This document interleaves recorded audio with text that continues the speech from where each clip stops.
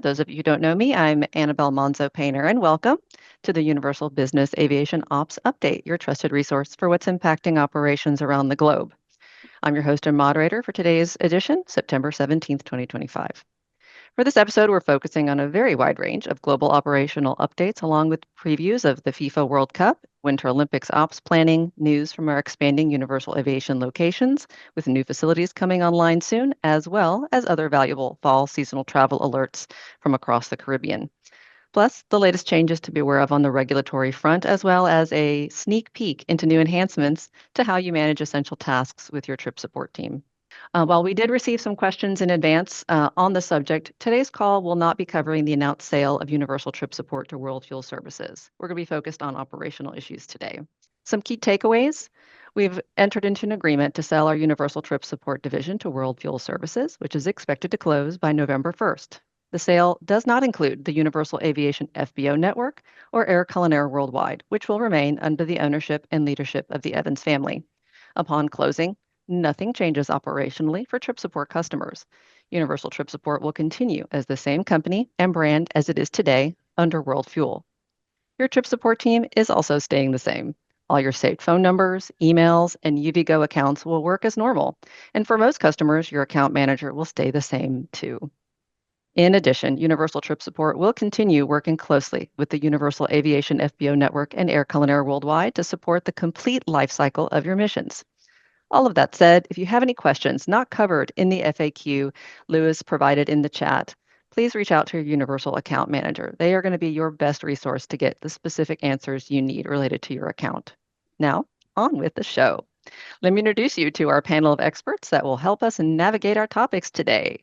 We start off with Crystal Leduc, Senior Mission Advisor and Trip Support for the Region by Region News and World Cup Preview. Nathan Shelley, Assistant Manager of Flight Planning in our Trip Support Division with the latest from the Flight Planning Desk. Then Adam Hartley, Administrator Regulatory Consultation to talk BizAv, taxes, global APIS, and much more. From our worldwide network of Universal Aviation locations, we're joined by Hector Alvarez from Universal Aviation Mexico with ops news, facility updates, and World Cup details as well. Andreas Bracia with Universal Aviation Italy with the 2026 Winter Olympics preview. Melissa Cabet, also joining us from Universal Aviation Costa Rica to discuss parking issues for their high season. And Oscar Sanchez, Regional Manager for Latin America, with a very brief update from Universal Aviation Dominican Republic on some exciting infrastructure developments and the status of their expansion. Along the way, I'm also going to hand off to Luis Nambo, our Trip Support Training Manager for Universal Weather and Aviation, who's going to give us an insider look at an all-new enhancement to how you manage trip tasks with your team, a tool designed to streamline communications and reduce email traffic. Thanks to all of you for joining today's panel. Now on to some globetrotting with Trip Support. That means Crystal. So Crystal, going to bring you on. Don't be sure to unmute and let's get started. What events are happening around the world in these next few months? So we have a lot of events happening right now. So some of the events that are going to be happening this month is going to be the London, Milan, and Paris Fashion Week. This is going to be riddled throughout the this upcoming month, and Oktoberfest, Concordia Annual Summit, as well as Ryder Cup. The October events to know is going to be the Singapore F1 Grand Prix, the California International Air Show, Mid-Autumn Festival, BFI London and Rome Film Festival. These will overlap, so just be aware of that, as well as Diwali. And in November, we have the FIFA U17 World Cup, the Community of Latin America and Caribbean, States and European Union Summit, Dubai Air Show, Bloomberg New Economy Forum, G20 Summit, and don't forget that we have Davos in January and the Winter Olympics in February. Start putting in your request and all of your parking and all that fun stuff with your trip support team, because as we know, these events has shown that parking is going to be a pain. But just as a disclosure, just because you put in your parking request does not guarantee parking. But if you do want a complete list of events that are upcoming, including aviation events, you can check out our Feasibility IQ app. Good reminder. And thanks for that event rundown. What are some of the hot spots and unique concerns operators should know about?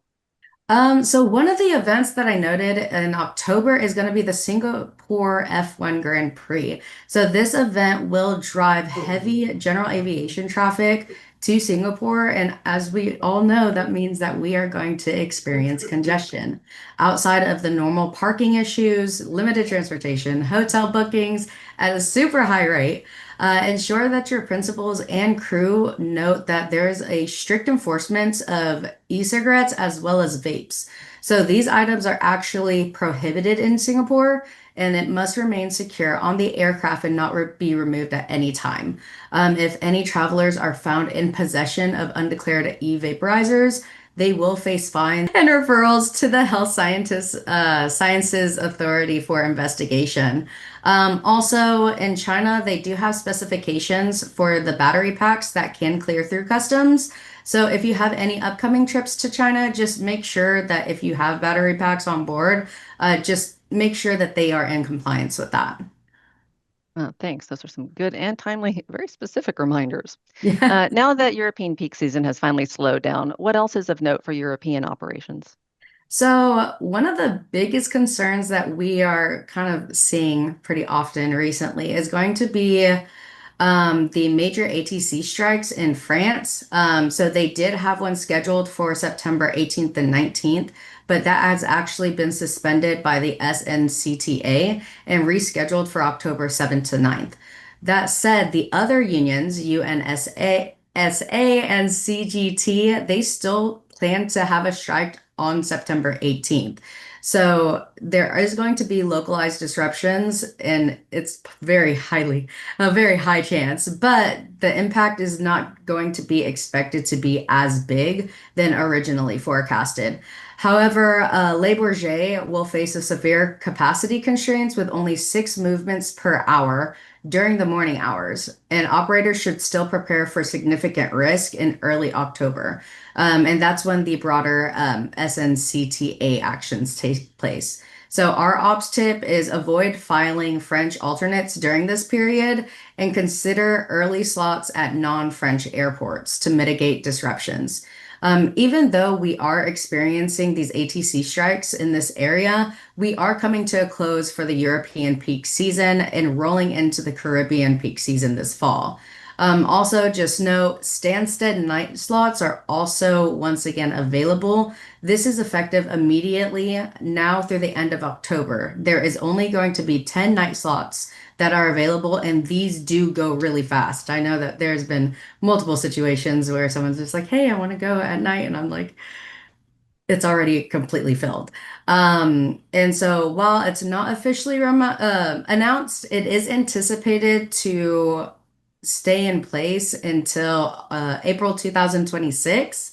And then at that point, the airport is likely going to restrict night slots for the summer season. Got it. Well, that's valuable for anyone trying to get into London for sure. Yeah. So circling back around to this side of the world, do we have any new details for COP30? Well, unfortunately, not really. But in Belém, Brazil, it's scheduled to host the 2025 United Nations Climate Change Conference, as we know as COP30. So this event will take place November 10th to the 21st. Unfortunately, Universal Brazil and news outlets are already reporting that the city is currently unprepared for the influx of traffic. We are still in the dark, expecting more announcements such as detailed operational plans, infrastructure from the Brazilian authorities this month. But what we do know is that there will be a lack of hotel accommodations, restaurants, as well as modern airport facilities. We strongly recommend requesting ground handling as early as possible. Operators should also prepare for the possibility of repositioning the aircraft at alternates such as Manaus, Santarém, and São Luís. Excellent. Thank you so much, Crystal. And we'll be hearing from you again later on the World Cup. For Yes. now, though, we are going to go to Nathan and the flight planning update. Hey everybody, Nathan with the flight planning update. Just a couple of hot button items we want to talk on. I want to talk a little bit about the current US ATC modernization. The next gen is in process. Everybody knows that shifting from ground-based radar to GPS-based navigation. PBN in the United States expanding RNAV and RMP procedures for more direct and more fuel-efficient routings. CPDLC and the uses of data communications across the United States continues to grow. We've got time-based flow management, which is better sequencing tools for ATC to reduce holding and delays. And anybody who's ever been to the New York Metro in uh, during the holidays or during a bad weather event knows how important this is. The system-wide information management SWIM data, which is the real-time data sharing across the FAA, the airlines, and the industry as a whole to help make it more robust. Remote and digital towers, limited operational trials at smaller airports, which will not be JFK operating via remote towers. And then the cybersecurity and resilience measures, stronger redundancy after the NOTAM and the ATC outages that happened as of late. So moving across the North Atlantic, with the NAD update, everybody knows CPDLC is CPDLC, but a couple of things that we're noticing common issues from the folks at Gander and Shanwick Oceanic. Incorrect initial logons both ways, failing to log on before oceanic entry, missed uplink acknowledgments, and the use of free text messages when standard CPDLC elements apply as far as accepting a altitude change or a routing change. So some of the best practices that I want to share with you are logging on 15 to 45 minutes prior to entering the NAT HLA and confirming uplinks properly and avoid combining multiple ATC requests into one downlink. That's pretty much it. Normal business across the North Atlantic. Let's talk about hot European summer and the wind down. I was happy to hear my colleague Crystal tell us that it was winding down because what a summer it has been. There was a 5% versus 2024 growth with Southern and Western Europe, driven by leisure travel and major events. Significant delay drivers. We saw a lot of delays over the summer. ATC shortages in Marseille, Munich, Karlsruhe, Athens, Barcelona, and my new favorite, Zagreb, Croatia. Recurring strikes in French airspace, which continue to still be a thing, and staffing gaps at London Heathrow, Frankfurt, and Amsterdam, to name a few. Eurocontrol was really good. I say really good, I'm going to use air quotes, at trying to mitigate those delays with daily coordination and realistic planning, prioritization of first rotations. And despite efforts, daily delays during the summer peaked at about 200,000 minutes delay over the entire system. So additional challenges, operators with departure time changes, improper slot usage, and the inexperienced operators modifying CTOTs post-assignment. So we always say filing challenges, file early, stick to the schedule. And if you get a CTOT, don't try to file over that or file around that because you will end up at the end of the line. The best thing to do is to send the tower a ready message and let them know that you got your passengers and you're ready to go. Middle East, just real quick, we'll wrap it up. Most of the Gulf FIRs remain open, but the area is considered high risk due to missile drone activity, GPS interference, and sudden closures of airspace. So operators are reminded to keep an eye on the latest information that is out. While it looks stable, that is able to change on a dime. Most operators still taking the safer Saudi and Egypt route and avoiding the route, which, I mean, longer routings, higher fuel burn, and delays as airlines are going the same direction, but obviously probably best practices. So we're keeping an eye on it. Lean on your international service provider or whoever you use for your data. And that is all I have, Annabelle. Great. Thank you, Nathan. Very thorough as always, and some interesting data there to boot. This is a good time to remind you that Nathan and all our subject matter experts that are here online with us today will be staying online until we get to the end, hopefully with some time for Q&A. Thanks, Nathan. All right, from here, we are going to pop on over to the world of global regulatory services. Welcome, Adam. Hey, Annabelle. Take it away. Hey, Annabelle, how you doing? Thanks for having me here today. We're going to run through a variety of topics. I like to talk about a lot of different things when we talk about global regulatory. So we're going to kick it off with one of my favorites, global APIS, and the many flavors of global APIS that have been in the news here recently. First, talking about our old friend EU LISA and the kickoff to the progressive approach on October the 12th. I just want to clarify for everybody what that is and what that is not. So what the progressive approach kickoff on October 12th is the start for EES. So that's the exit or the entry-exit system, which is really about what is happening on the ground with Border Force, what their processes are, implementing biometrics and fingerprinting, pictures at kiosks and things like that to replace manual passport stamping. Of course, different countries and different airports within countries are ready at different levels for this. And so that's why we're seeing what they call the progressive approach. So they have at least 3 months or more. We'll see. In the ULISA, it's almost always or more to get ready for that process. So they're able to better screen passengers and clear passengers through Border Force. What it is not yet is the actual submission of electronic manifest by registered carriers through the EU LISA query system. So that's what we'll be doing pre-flight as this program progresses and gets off the ground. That will come as voluntary submissions sometime in January of 2026 if things stay on schedule, with a mandatory submission following sometime in the spring, March, April timeframe, again, if everything stays on schedule. Moving on to another one that was in the news here recently with some changes, Mexico APIS and their, I don't know if I'll call it new, but new two-step process that they've published with a go-live date for today. Universal's been working on this two-step APIS process and already modified our current process to be filing both within 2 hours for a Mexico APIS inbound, and then again at ETD, and then on an outbound filing 2 hours prior, and then again at ETD to meet that multiple transmission. Again, I want to talk about what it is not. So this is an additional reporting requirement for Mexico and should be treated as such. This is not a departure clearance that your captain is waiting for in the cockpit. I don't want people to be diverting their attention from important pre-flight duties that deal with the safety of your aircraft, the safety of your departure, and the safety of your passengers to be focused on Mexican APIS. We are going to be delivering that in multiple submissions, and as of tomorrow, we'll be moving to a system-to-system configuration. So we're no longer filing through the Mexican APIS portal or emailing your information over to INM. This is going to be system-to-system, and really just another step in the professionalization of APIS for business aviation. We've done similar things with uvGO to get out of their portal system, out of their manual process, and really it's about stepping up how we manage global APIS, all these different flavors of it, to keep that data both timely, consistent, and most importantly, much more secure as we move forward in this environment.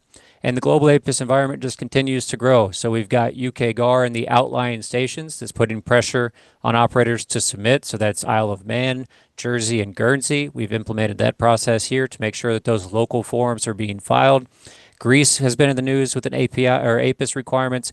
We are concerned about Greece. We are not filing through their portal currently because they have GDPR concerns. That data that is in there is not 100% secure for the account holder, and until it is, Universal is not filing there, but our work with Border Force and there will not be any enforcement from Border Force until they can fix those GDPR issues. Other examples of APIS spreading globally, Kazakhstan APIS is a thing. So if it's in Kazakhstan, it's going to be everywhere, right? And then, of course, the Singapore No Board Directive that's going to start in January, which is connected to their arrival card program. So Singapore is implementing an interactive APIS program similar to what you see with uvGO, where when you're filing APIS, it is also checking your electronic travel authorization to ensure your traveler has the ability to stay within the country or customs zone they're arriving into. You're going to see the same kind of setup as we get into EU LISA in the future with the ETIAS program and electronic travel authorizations to arrive into the EU. So that interactive APIS, the connection between travel authorizations and APIS filings is something that all of these countries are working towards. And Universal is definitely on top of it and tracking that. Another big reminder for everybody, global taxes, indirect taxes. You're all familiar with UK APD. There are taxes similar to UK APD across 13 different countries in the EU. All of those apply to commercial operators. Half of those apply to private operators. It is not overly expensive, but it is very convoluted and difficult to comply with. So the taxes are not high, but the resources and the time and the expertise to file them, the in-country representation to file them, can be really convoluted and tough for operators. So if you don't have a handle on the various flavors of passenger taxes, whether it's called a carbon tax, a security tax, an embarkation tax, a luxury tax, it's really a passenger tax at the end of the day, and business aviation is required to comply across a variety of those programs, depending on the type of flight you're conducting. A reminder, U.S. Customs reminder, Coffee with Customs is making its transition to the CBP platform. So Eric Rodriguez and the General Aviation team will be taking over Coffee with Customs to a cbp.gov platform. The next one is going to be the last Tuesday of the month, September the 30th. I think Lewis is going to put the link in the chat, but you can also go to the General Aviation Processing page, and it'll be big and bold. I think our friend Laura Everington will be joining Eric in their first iteration of Coffee with Customs. I think I'm slated to join them in January and February of next year, but a fantastic place to interact with the CBP General Aviation team. So I want to make sure that you guys get that. Just a personal note, in here at Universal, we have added Ray Hoover. If you've worked with Ray before as a portfolio team member or mission advisor, Ray's been added to the regulatory consult team as a senior regulatory consultant working directly with me. Gives us a lot more firepower and experience, with so many more aspects of the trip. So I think that's going to have some great outcomes for both our direct clients here in regulatory consult and operators across the Universal system. If any of that sounds interesting, you can certainly come and see me at MBAA Base in Las Vegas. I'm going to be on a couple of emissions panels. We'll be talking about non-CO2 tracking and reporting, which is the next mountain to climb for ETS reporting. We've been tracking CO2 reporting for years. Now we're going to track, in addition to that, we're going to track and report non-CO2 reporting, which is like contrails and things like that. I'll also be participating in MBAA Security Council. So if you have questions or comments, feedback about IT security and data privacy challenges you're having, physical security and location vetting, how to react in unforeseen circumstances, or interaction with the TSA security programs, I'd love for you to send that information over to me, send those questions to me so we can help get them answered. And if you need help and more regulatory resources in your flight department, come see me at base and let's talk about it. With that, I'll kick it back to you, Annabelle. Great. As always, Adam, thank you for a very thorough update. And yes, definitely make plans to see Adam and several of other experts at NBAA Base. More on that later. All right. So from here, we are going to take a quick shift over to a sneak peek of our newest tool, uvGO Tasks. So Luis, I'm going to hand it over to you. Awesome.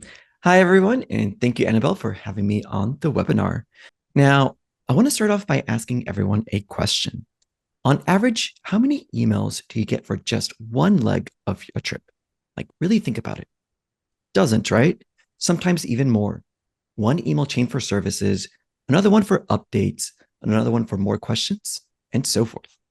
Now, multiply all those emails by the number of legs in your trip, and suddenly your inbox is cluttered, important details get buried, and you find yourself saying, I already sent you this information previously. It's noisy, it's fragmented, and it's inefficient.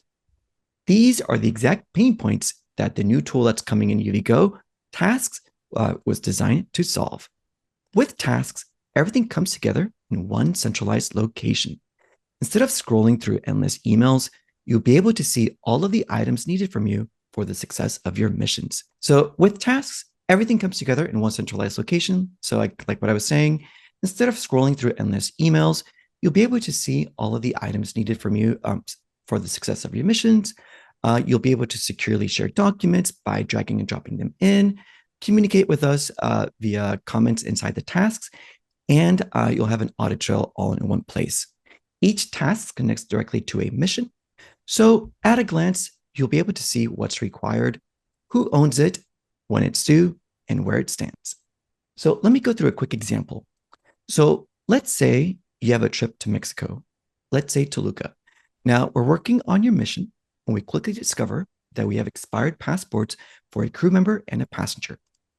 Additionally, we're also missing documents to secure your landing permit. Now, normally that would look like us sending an email stating that we need the passport information. If you don't have access to both passports, you might send one email with one passport. Then we send another email acknowledging it and saying that we're standing by for the second passport. And then then you send us a second passport. And then finally, we send a fifth email acknowledging it. Again, that is 5 emails. Then we send you another string of emails for the documents needed for the permit. And as you can see, the emails can quickly pile up. Now, with tasks, these requests can easily be taken care of in just 2 items. So let me go ahead and show you. I'm going to pull up uvGO here. And I am looking at the brand new tasks dashboard. So as you can see, I have one task for the passports down here and one task for the permit documents up here. Let's check out the passport task. So when I click in it, I'll be able to clearly see what this task is for up here in the description, for which registry this task belongs to, any crew members or passengers associated with this task, and then any services associated with this task. So if I were to read the description, I'd be able to see that this task is specifically for 2 expired passports for these 2 people. And then right below this, I'm able to see the please respond below section. So here I can easily drag and drop the passports in there. Now, going back to the previous example that I showed in the previous slide, I did mention, let's say you have one passport available and then you have to attach the second one later. So what I can do here is I can easily drag and drop this passport in there. And then if I don't have the second one available, I can leave a comment saying that one's attached, the other one will be coming shortly. And then once the second passport's available, I can click and drag and drop that in there. So let me put that in here. There we go. It'll appear here shortly, uploading. It looks like I did it twice there. So once you've completed everything inside the task, so once you've read the description, you've completed everything that please respond below section, you can then click submit. And what happens now is that the information that you filled out or the documents you attached will be sent directly to us, and we'll be able to update your trip accordingly. Now, after clicking OK, I can move on to the next task relating to the permit documents and repeat the same steps. So as you can see, completing tasks is very straightforward. Just read the description to see what's being asked of you, respond in the please respond below section, and then you can go ahead and click submit. So in addition to doing all of this, I don't have to worry about emails. So in addition to reducing noise, tasks create peace of mind.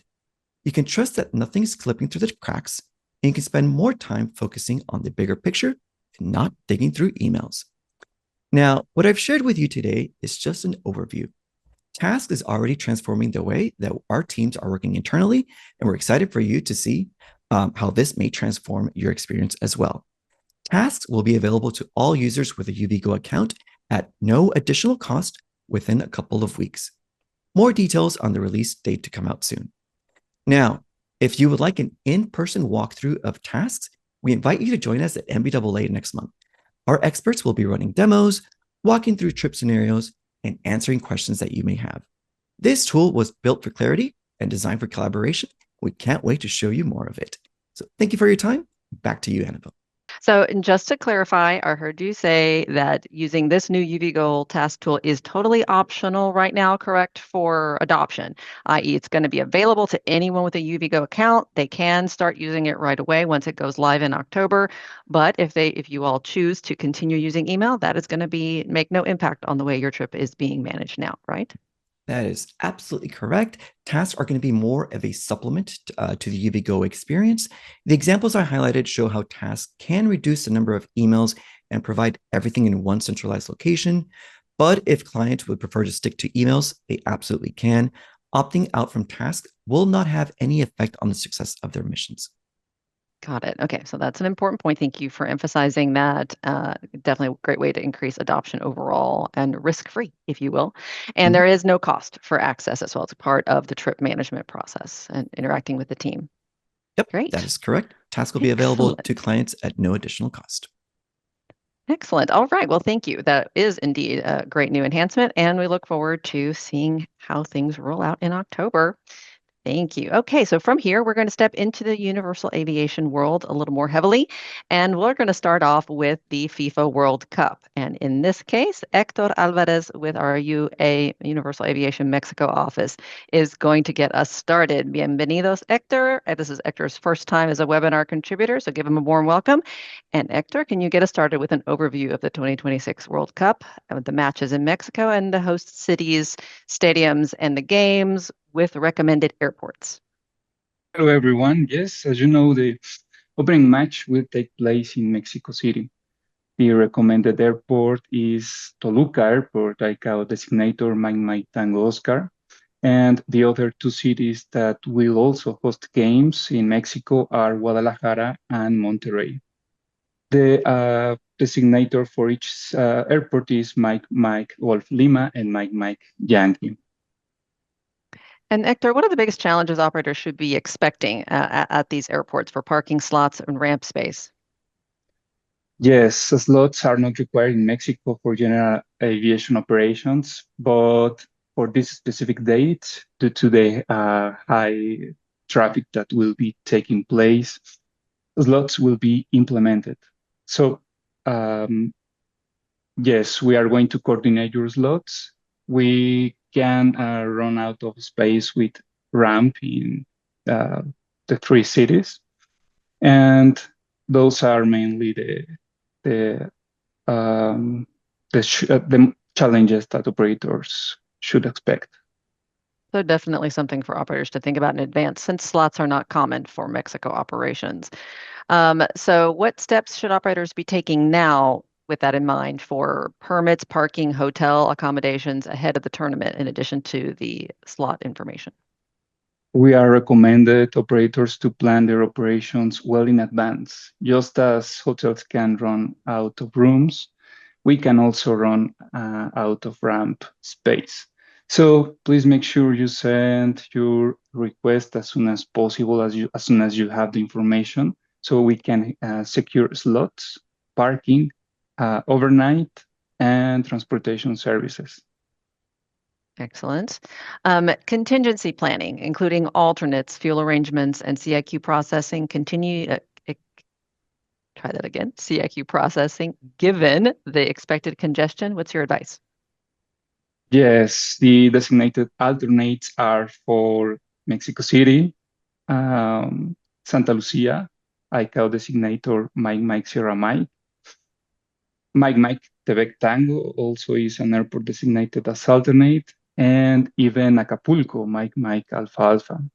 For Monterrey, a secondary option to operate in is Mike Alpha November, and the designated alternate is Mike India Oscar Saltillo Airport.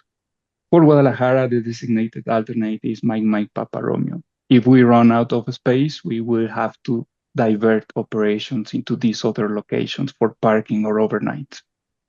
Also, we are recommending operators to plan if they can do tankering, but if it is not possible to do some fueling at your airport of origin, if that is not feasible, just make sure you have your fuel release or a credit card ready for payment, so we can avoid those fuel delays at each location. Makes sense. All right. And I heard you say that Guadalajara will be a key host city. How will the new FBO there help operators during the World Cup and beyond? Universal Aviation FBO will be now operating for this 2026 World Cup. Yes, we will be glad to handle the operations there. We are committed to provide you with a full and the best FBO experience at Guadalajara. This is very important so your passengers can have the best experience with our FBO. They will receive a smooth operation. And yeah, these are exciting news for Guadalajara. Very exciting news indeed. I know we've been waiting for that for a while, and it's going to be very timely with the World Cup. Now, Hector, I know we had a few other points, but since we're going to get back to you with an overall Mexico update in just a few seconds, I'm going to go ahead and go to Crystal now in the interest of time. So we'll be back with you in just a minute, give you a chance to catch your breath. And then I'm going to bring Crystal on for the next part of the World Cup update. Thank you, Hector. Crystal, take it away. Let's see, where are we starting? We're starting with overview of what's happening in the Americas. What cities are going to host games? Okay, so it's a bit of a mouthful, so stay with me. So we have Atlanta, Boston, Dallas, Houston, Kansas City, Los Angeles, Miami, New York, New Jersey, Philadelphia, San Francisco, as well as Seattle.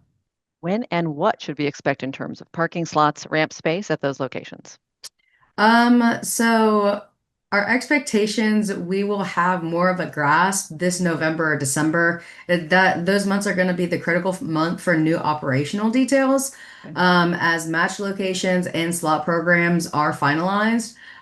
We will expect slot restrictions, as we all know and love, at the main areas or the main airports in these locations at JFK, Newark, Los Angeles, Atlanta, Miami, and any other international airports. Also, additional screenings and TSA coordination may be introduced. Got it. Who doesn't love some slot coordination issues? So what about some special considerations for that final match? So the final match is actually going to be at MetLife Stadium on July 19th. So as I just noted, the surrounding airports are going to be very busy. So we have JFK, Newark, and Teterboro. Some of these already have slot allocations, but there's going to be high slot demands as well as parking restrictions. Got it. And always the loaded question, when should operators start their planning, considering we don't have all the details yet? So honestly, even though we don't have all of the details, go ahead and start planning your trip. Get with your flight department so that you guys can go ahead and start gathering all the details for the World Cup, or even for alternate airports. Because this will help build flexibility by finding alternate airports for the key cities because we already know that there's going to be limited availability. Secure on-site support. So our universal aviation agents will be on the ground at high traffic locations. So just keep that in mind. Highly suggest them. Also watch for the slot procedures as they may be put into play. As I noted earlier, expect it to be dropped around December of this year. And we want to make sure to plan catering and accommodations early. And lastly, just stay alert, even including the weather because everything may affect the flight. The last minute arrangements, if you do decide, oh, hey, my team is making it, those will be very difficult to arrange and to confirm, and this may lead into operational delays. Always sage advice, Crystal. Thank you Oh. for the informative overview. And hopefully we'll see you at the end with some Q&A. Next, we're going to go back to Hector after he's gotten a chance to catch his breath, and we're going to get a little more operational info on Mexico overall, since we perennially get so many requests for Mexico Ops updates. We want to make sure we touch on this. So Hector, you're back with us. Can you give us the highlights of key operational news for your region? Sure, thank you. Yes, we have some updates and some news happening here in Mexico. First of all, I want to remind you guys that the landing permit for private operations has to be on board at all times. And I am here answering one question from Captain John Schultz. He asked how long should this landing permit be on board? It has to be on board during its validity, which is 180 days. This landing permit must be on board because this will be requested by the local inspectors. And even if you are changing your crew members, you will be given, yes, with a new one, but this landing permit will be then canceled and retained. So you can operate now with the new one landing permit. And this is taking me to another point, which is the ramp inspections. These are permanent. These are still active. So please make sure you have all your documents on board, crew and aircraft documents. One of the aircraft documents you have to have on board, as you know, is the Mexican insurance. Mexico is requesting a Mexican insurance, not only your worldwide insurance, but also the Mexican insurance. And in Mexico, we have now the service available that you can request us your Mexican insurance, and we can provide you with it. We are in touch with insurance companies here in Mexico.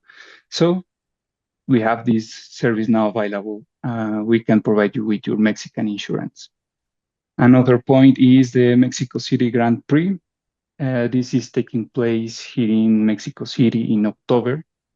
And I want to announce that we have our catering services here in the FBO. We have our in-house kitchen, so take advantage of it. Request us the catering so we can provide you with full services at the FBO in Toluca Airport, Mike Tango Oscar. Regarding the recent updates with the Mexican APs, yes, there are some updates happening and starting today. But just as Adam said, safety is first for us, so let us take care of it. Just if you have a different Mexican APs provider, send us a copy of it. We will inform and update the authorities accordingly. If we are taking care of your Mexican APs, of course, we are going to update the authorities as per their new procedures. They are asking us to start elaborating for them.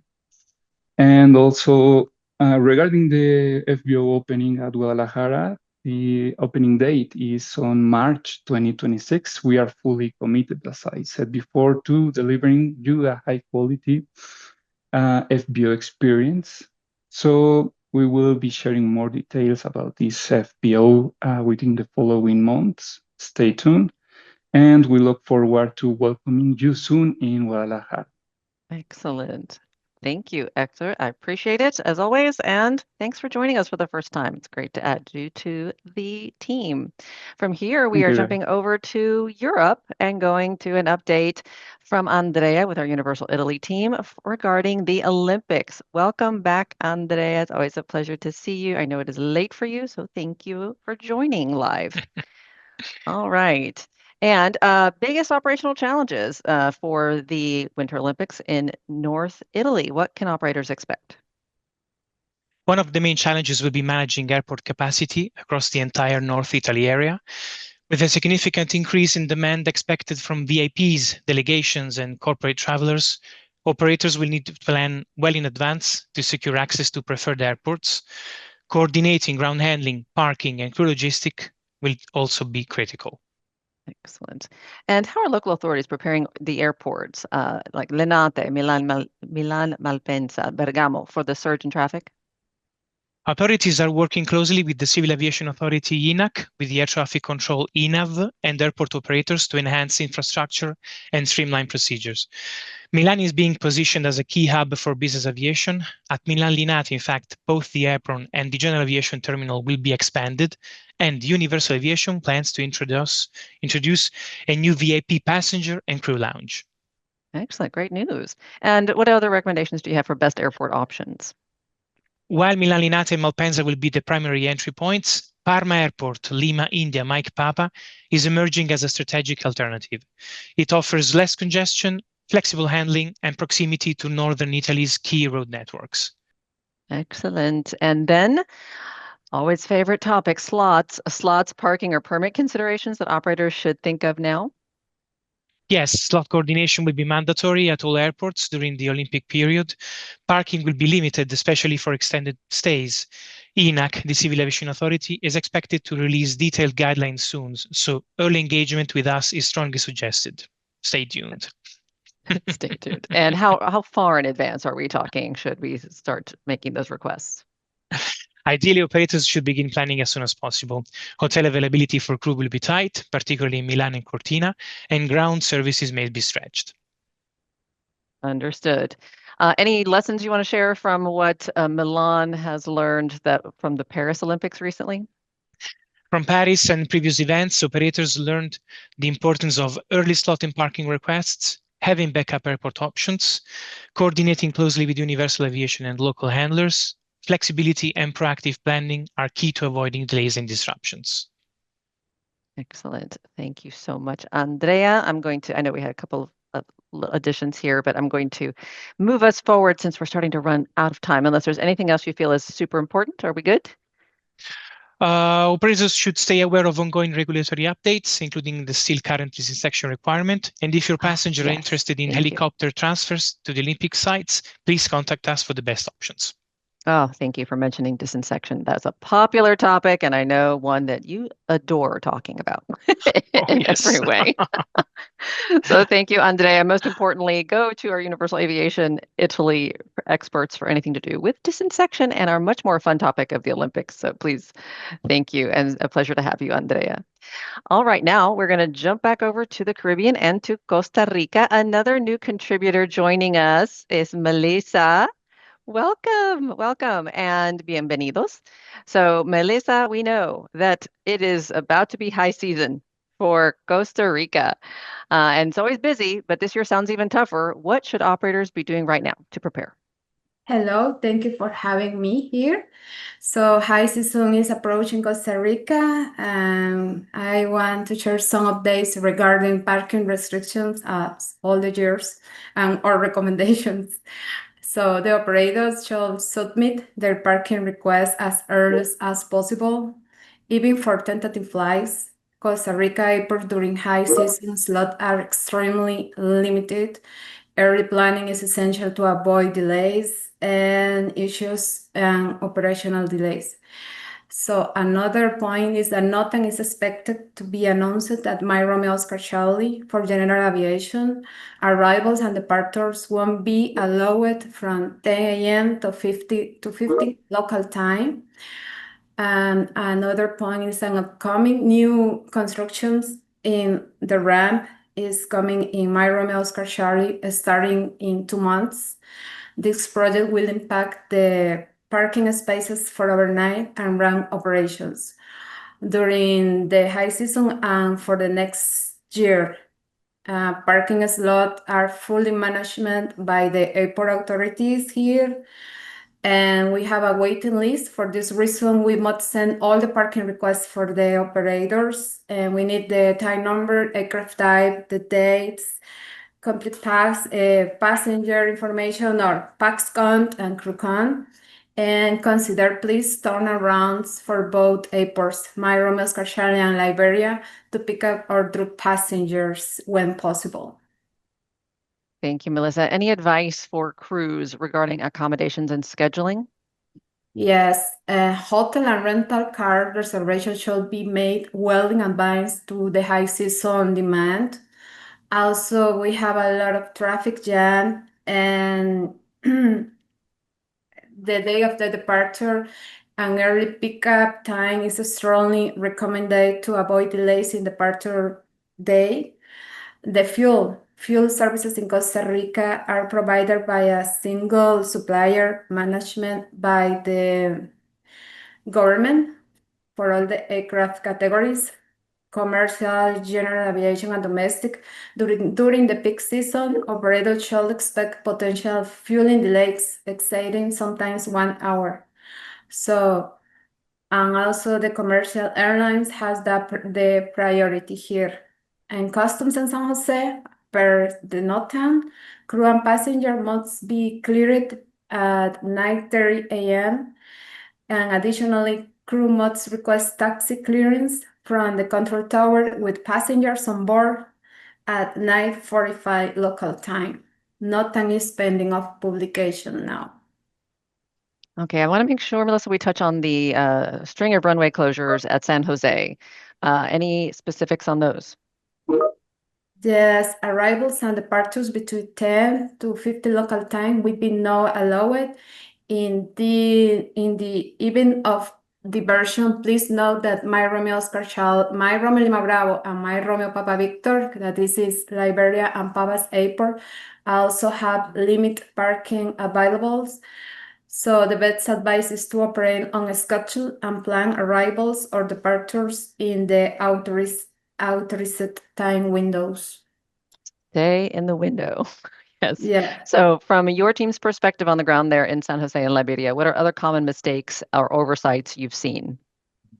Sometimes late submission of parking slot requests,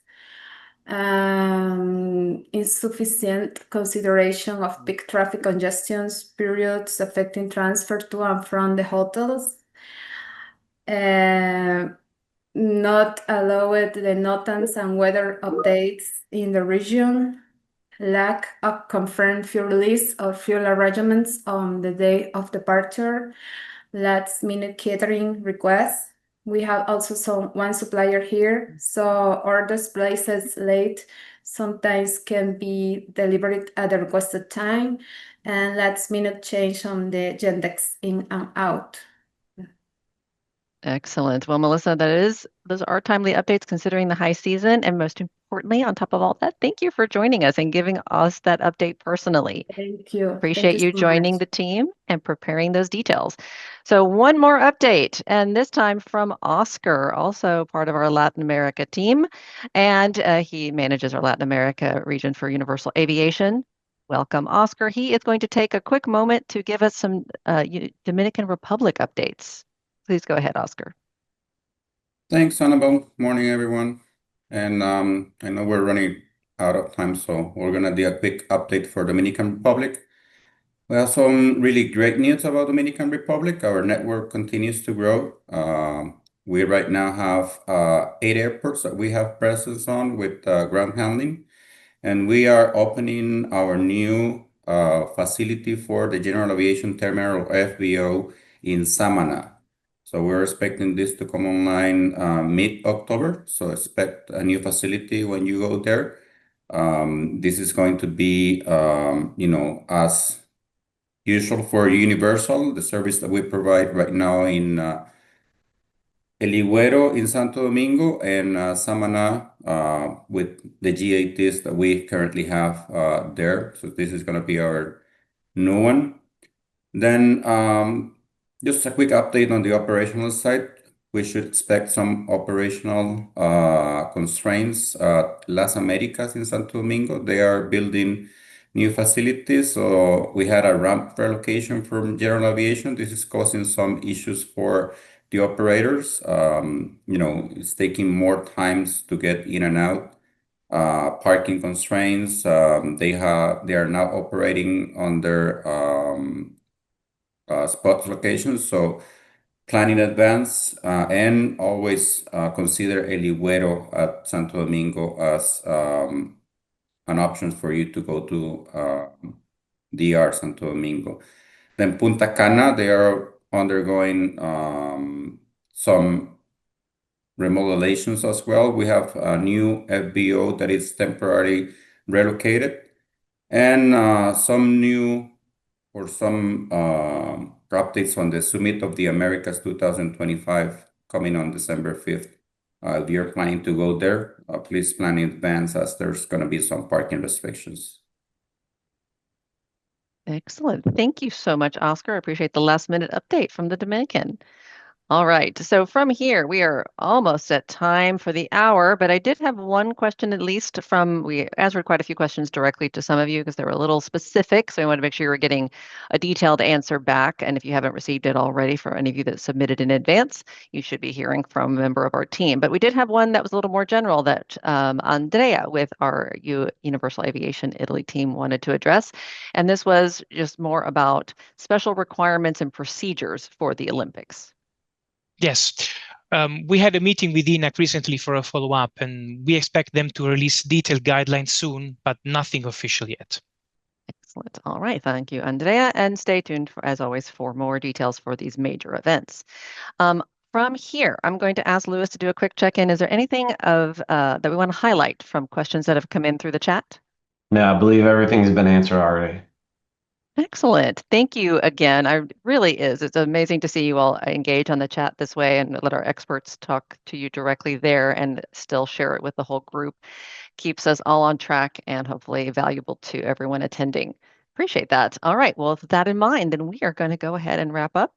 A pleasure having all of these panelists join us. Thank you. We had a very big group today, and some of you had to join last minute. So even more appreciate the preparation, fitting it into your workday and sharing these details with all of our guests today. A pleasure to have you.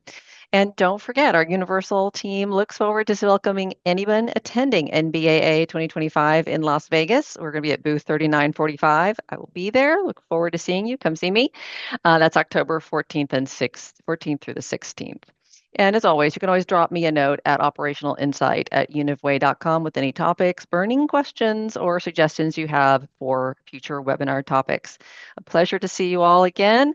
Have a great kickoff to your fall. Hope to see some of you in Vegas, and we'll see you online next time. Take care. Bye for now.